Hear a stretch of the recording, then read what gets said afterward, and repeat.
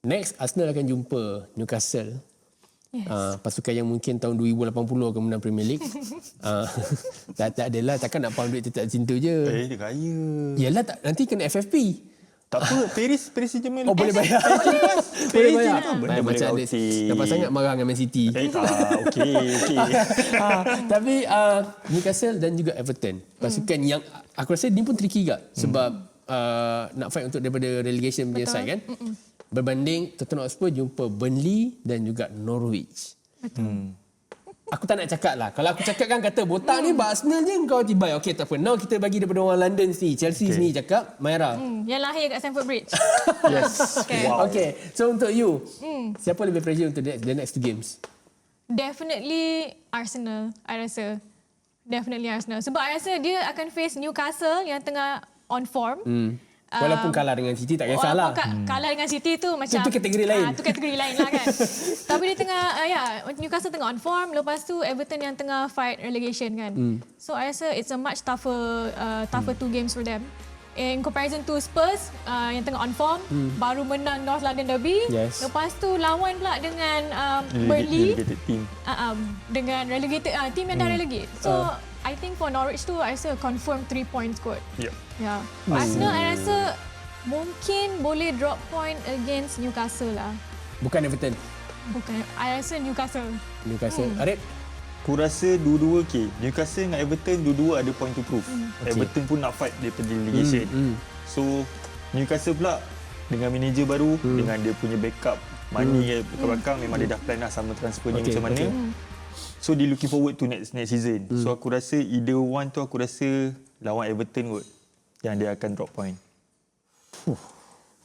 Dua-dua cakap Arsenal ni yang special ni sebenarnya. Yes, Arsenal. Sebab aku rela korang daripada fans Liverpool dan juga Chelsea. Kalau botak cakap ni kan ada je kan. Dia kata botak ni mesti tak puas hati dengan Arsenal. Tak ada, aku tak ada masalah apa-apa pun. Bapak aku tak ada apa-apa masalah dengan Arsenal pun. Aku tak ada personal issue dengan Arsenal. Okey, bercakap soal game pagi tadi.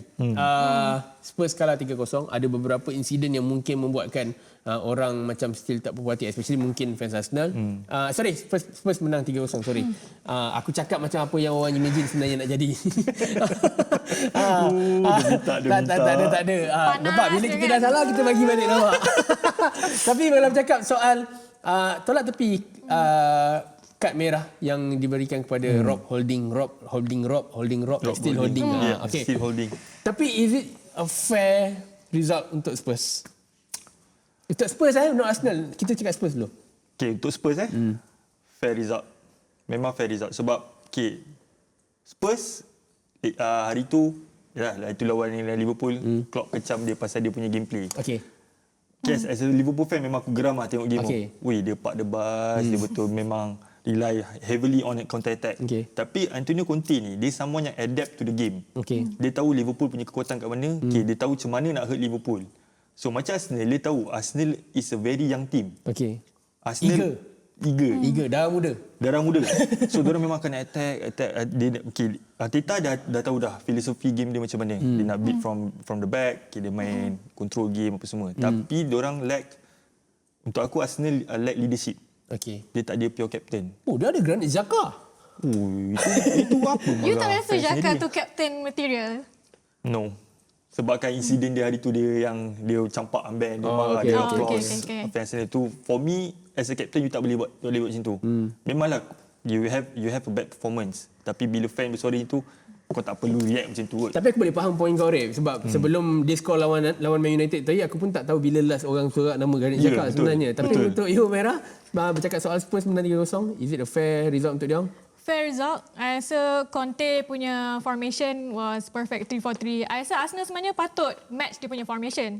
Kan? Tapi dia match formation pun, I rasa kalau dia main Rob Holding dengan Cedric, dia punya backline tu I rasa against Kulusevski, against Son yang tengah kejar Golden Boot, against Harry Kane, I memang rasa kalah sebenarnya. Okay.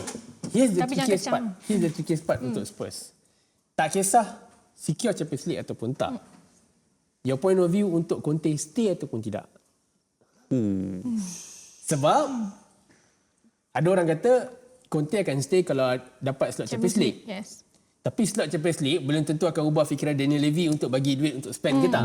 So untuk you, possibility untuk Conte stay ataupun tidak? I rasa Conte tak stay. Serius lah?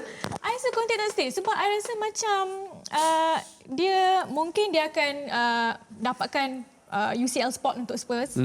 Tapi you tengok even though dia dah bawa macam dia punya scouting team semua kan.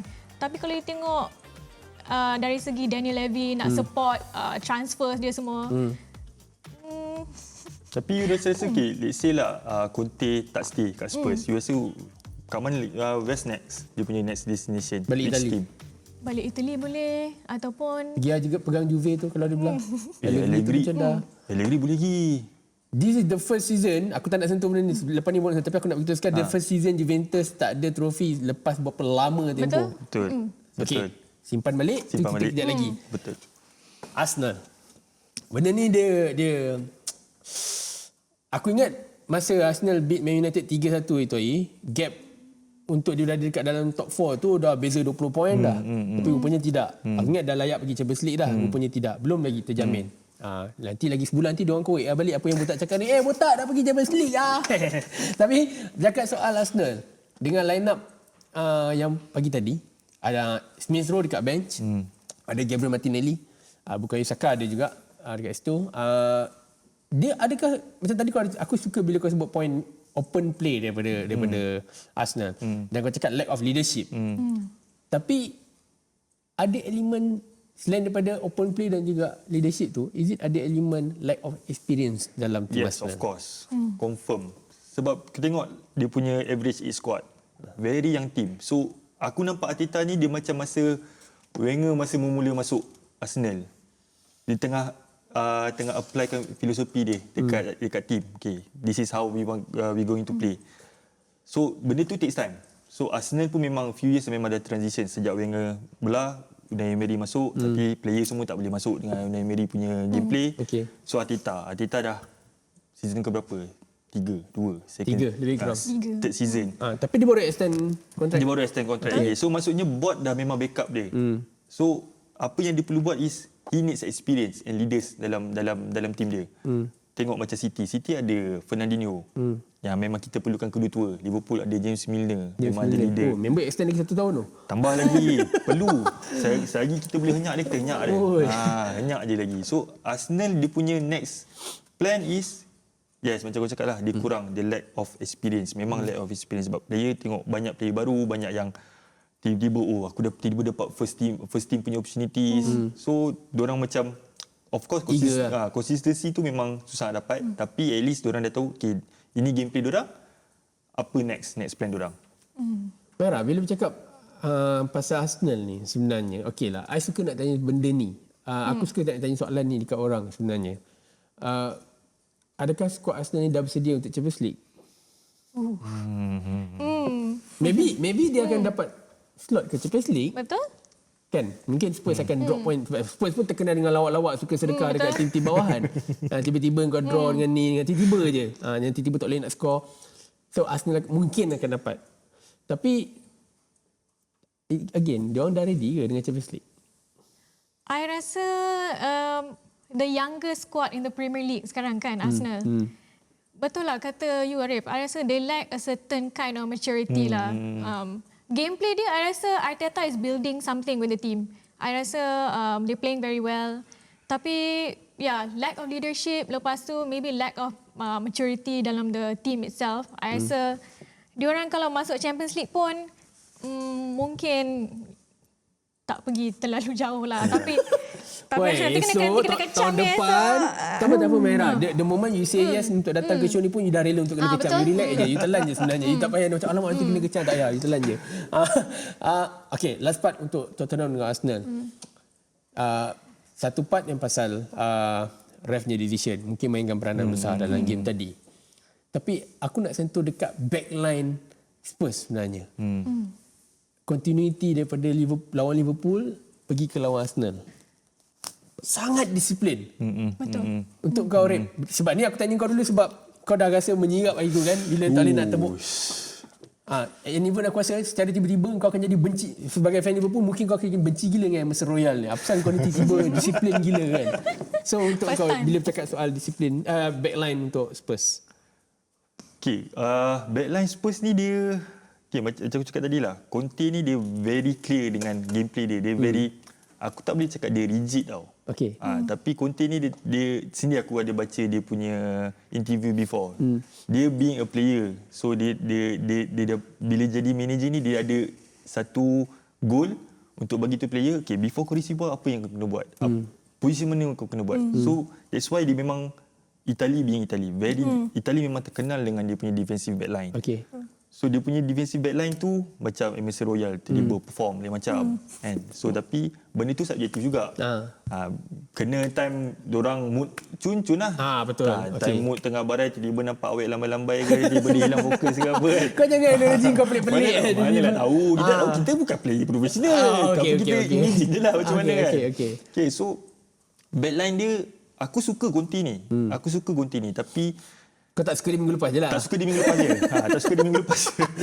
Geram. Okay. Tapi again lah kau admit macam you Era untuk Spurs punya backline sebab dia ada juga certain nama yang macam surprise tau. Contohnya Ryan Sessegnon. Berapa ramai manager Spurs still lagi tak pakai dia tapi sebab since Conte sampai dengan Sergio Reguilon pun dia tak minat dengan Reguilon punya playstyle walaupun sebelum masa zaman Nuno Santo Reguilon lah player yang rasanya banyak lakukan cross, assist. Tapi again dengan Ryan Sessegnon dengan Emerson Royal still boleh create back five yang solid. Betul. I sebenarnya terkejut sebab dia boleh transform Emerson Royal main macam tu. Okay. Jujur lah, probably like not the first player I would think to put into a starting lineup lah, Emerson Royal kan. Tapi dia punya defensive structure under Conte has been so great lah. Sebab I rasa dia concede sikit gila gol kan for the past few games ni. I rasa less than 10 goals